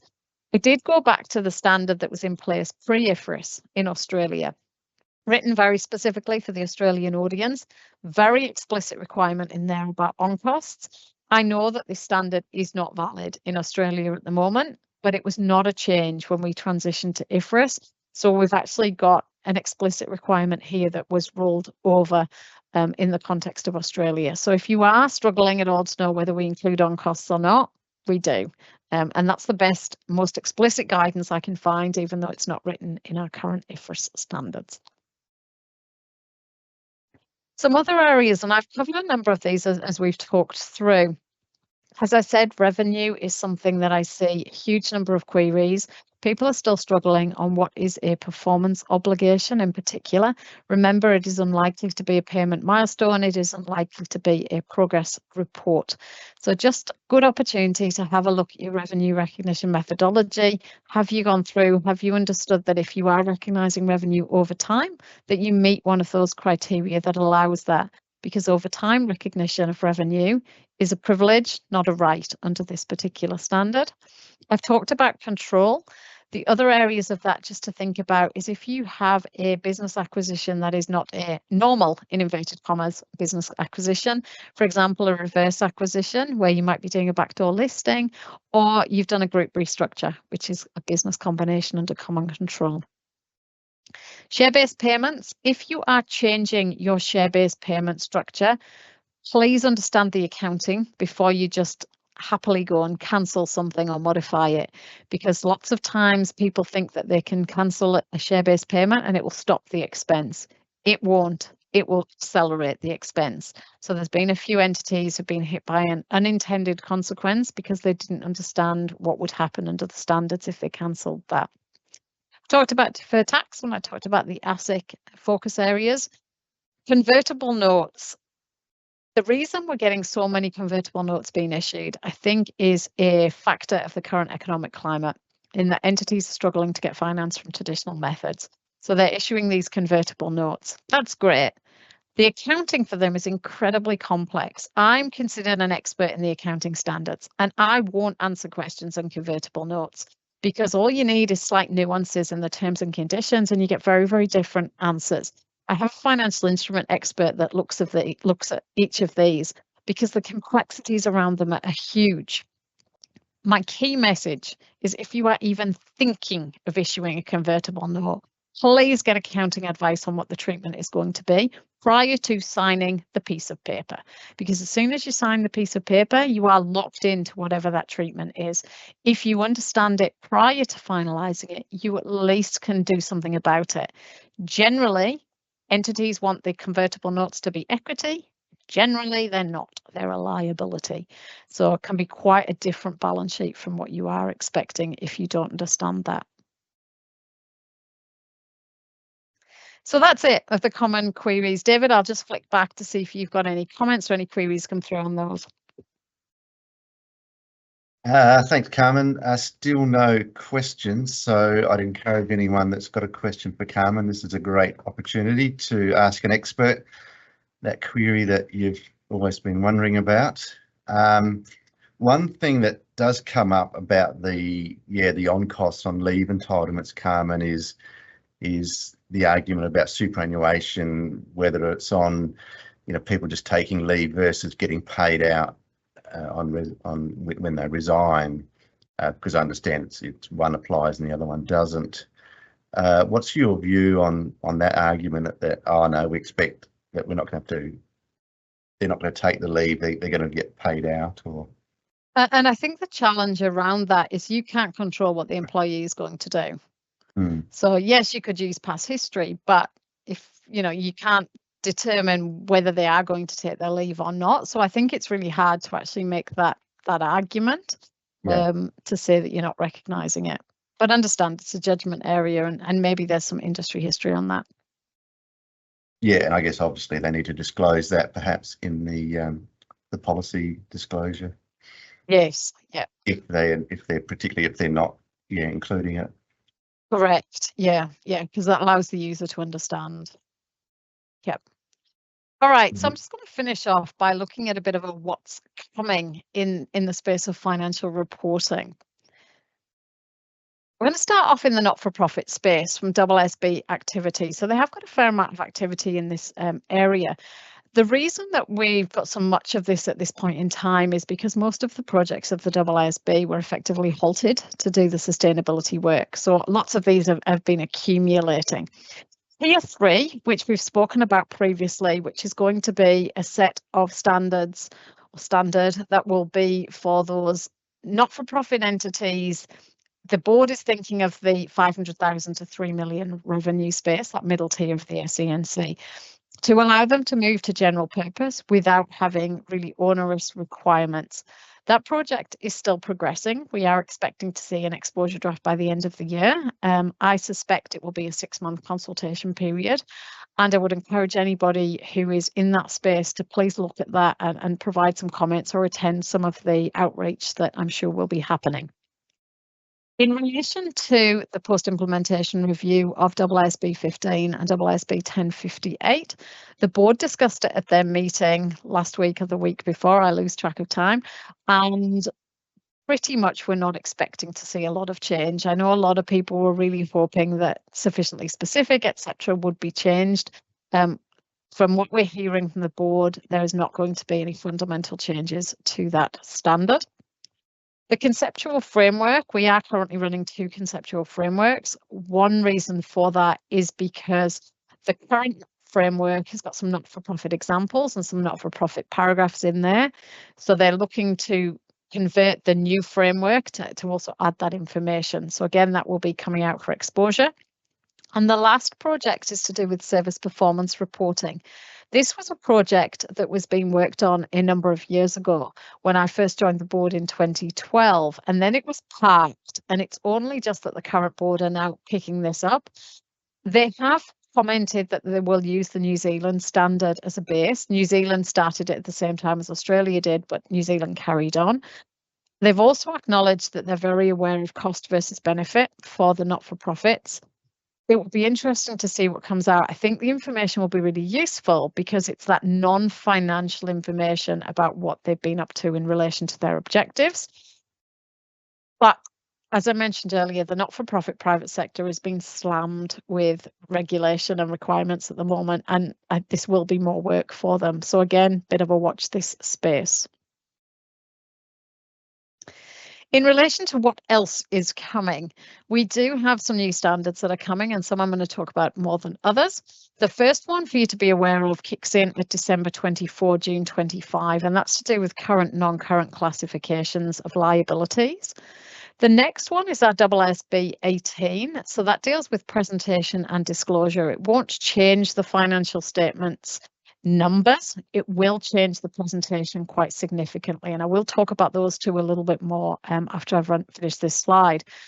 We have got a rectangle pull out there which talks about the different effective dates of this standard.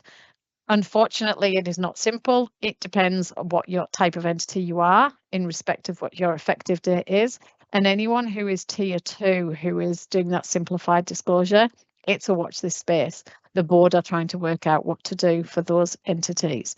So whilst the standard is released, it's not necessarily something that can be just picked up immediately for every entity. The next one working up the path, IFRS 9, IFRS 19, subsidiaries without public accountability. The reason that there's no AASB then is the AASB are working out what to do about this standard. So this is effectively our tier 2, our AASB 1060, but this is the international version of it. So the choices that the board have is they either issue this as an option, so tier 2 entities can choose to use 1060 or AASB 19. They get rid of AASB 1060 and just issue AASB 19, or they don't issue AASB 19 at all. And that work has been done as part of the post-implementation review of 1060. So if you have any strong views on that, again, would encourage you to get involved in that project. Then the International Board are doing their post-implementation reviews of the major standards that we had over the last few years. We may see some changes arising from those. At this point, we don't know. So I'm just going to explore a couple of those in a little bit of detail. The first one being our current non-current classifications. We have now a revised definition of a current liability. Now, those of you who are reading this and thinking it looks exactly the same as always it has, the change is in paragraph 69D, and it used to have the word unconditional before the word right. So it used to say an unconditional right. The International Board decided that nothing was unconditional and removing of that word wouldn't make a difference. So they did that. However, they also introduced various other paragraphs in the standard that we spoke about previously. They then decided that that wasn't right either. So we ended up with another standard of this, and this kicks in December. So if we have a look at what this standard requires now, it requires us particularly to consider where we have a bank loan with a covenant, and requires us to look at when that covenant gets tested. So if, for example, we are a June year end, when do we need to test our covenants? If we need to test them on or before June, then it gets captured down that left-hand side of the slide. So we're required to comply with it, and we have to determine whether we have complied with that standard at 30 June. If we have, great, we just do our normal current, non-current classification. If we haven't, generally that full liability will be classified as current. There are some exceptions to that, but generally it's current. If, however, we are looking at a covenant that is to be tested on the 31st of August, that's not on or before the 30th of June. So consequently, we ignore that covenant for the purpose of our current non-current classification test. So that's quite different from what we're used to. The other things that have been added to this particular standard is that we have more disclosures around where, for example, those 31 August disclosures are included. We need to disclose the existence of the covenants. We need to disclose whether there's any circumstances where potentially we are not likely to meet it. We've also got more guidance on if we've breached a covenant, if we've got a waiver or a period of grace from the financial institution, and if we are in a position where we are rolling over our banking facilities. So lots more guidance than we are used to. If you do have bank loans which have covenants, I would suggest that you look at these before your next reporting period, just to make sure you understand the relevant disclosures and the changes for this. I mentioned AASB 18 and said that there was different effective dates depending on what type of entity that you were. The standard makes a couple of significant changes, predominantly to the income statement. So if we think about our income statement at the moment, that's set up with revenue, expenses, profit. And we think about our cash flow statement that's set up as operating, investing and financing. Our income statement is now going to have the same three headings as the cash flow statement. The categories don't exactly mirror with what goes in them, but our income statement is going to have those three different categories. In addition, there's going to be two mandatory subtotals that are going to be included on the income statement. The first one is operating profit, which is going to be defined. The second one is profit before financing and income taxes. So that is to try and stop entities using terms that they effectively make up what is comprised in there. The International Board has mandated some additional totals, which hopefully will reduce the non-IFRS subtotals that entities are using. In addition, there's a concept of management performance measures. So if management is reporting on a subtotal of profit, could be underlying profit, whatever they choose to call it, they are going to be required in the notes to the accounts to actually reconcile IFRS profit to the underlying profit and provide some explanation about why management think that is more meaningful. In Australia, that shouldn't be too onerous because we have an ASIC regulatory guide that pretty much requires that now, but something just to be aware of. Maybe that systems have to be changed slightly to accommodate for these changes that we see coming through from this one. A few more years to think about that. And that's it from me. So happy to take any other questions at all, and I'll hand back to David. Thanks, Carmen. Still no questions, so if you're quick, we can pose them to Carmen. So I'll just keep an eye on that just while I wrap things up. Thank you, Carmen, so much for that presentation. Yeah, even though there's no big bang sort of changes, there's lots to think about, of course, as usual, and I think that was a great comprehensive overview. So thank you for that. Thank you also to all the attendees today for joining us. I hope you found it beneficial. And if there are any sort of questions or you want to discuss anything, please contact your local Bentleys advisor to discuss that. Better to get those discussions happening as soon as possible rather than leaving them to the 11th hour. So we will be sending out an email in the next few days with a link to the webinar if you want to go back and revisit anything that Carmen has gone through, and also the slide deck. So yeah, thank you for joining us today. Stay safe and well, and we look forward to seeing you soon. Thank you.